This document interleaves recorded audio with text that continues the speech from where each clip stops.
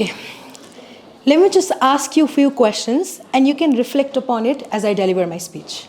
How often do you ignore the people who can really be just, who can drop off anything and everything just to be on a 5-minute conversation with you? And how often you can let go of people who really want to talk to you? Yes, I realized this 3 months ago. And when I realized that, it was a gut-wrenching, rock-bottom moment of realization and guilt. Hi, this is Aayusha, and I'll be talking about the love that I took for granted. So 3 months ago, I went back to Kavre, which is my maternal home, and I went there for my cousin brother's Brattabandha ceremony. And as I walked through the door and entered into the living room, I saw my grandparents' eyes lit up like never before. They were happy just because I was there. They were happy just because I had not forgotten the way back home. Eventually, I realized it was not just the sense of happiness. My grandparents felt a sense of relief because they thought I had forgotten the way back home, and they thought I don't have time in my busy life to give for them. Well, that day, I went into the ceremony. I enjoyed each and every rituals with my grandmother, my grandfather. I took part in the Brattabandha ceremony. I did all of the routine tasks and everything. And as the night fell, I wanted to sleep next to my grandmother, just like good old days, 15 years ago when I was 5 or 6. And trust me, when I sat next to her, when I tried sleeping next to her, I realized that a cycle had been created. A long 15 years cycle. Before 15 years, I was the one who used to blabber about my entire day in front of her before sleeping, which friend was very good to me, which friend was very rude to me, all of that.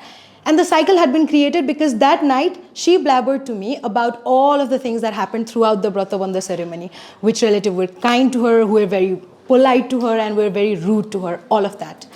And I thought, that's it. The playful banter was going on, and I thought that would be it. We'll be sleeping, and within few hours, it will be the next day. But I was wrong, because in between the playful banter, I heard her sobbing, and in between her tears, I heard her whisper, "You never returned my call." Yes, so that was the confrontation I was running away from. I knew this was happening.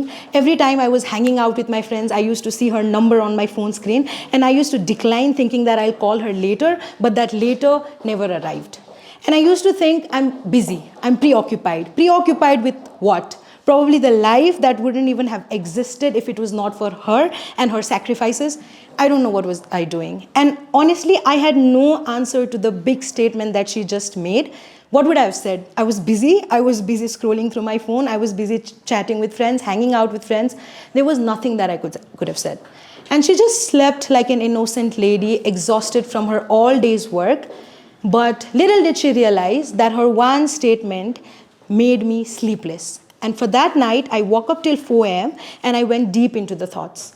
I still remember my grandfather taking me up the hill just to watch sunrise, just to watch the sky changing into pretty colors. And even today, when sky changes its colors, I go up to the terrace and I remember my grandfather. And when he used to guide me through the uphill by holding my hands, I felt nothing could ever go wrong with the world back then. He used to get me a chocofun back when he returned home every evening, and those chocofuns tasted like a drop of heaven.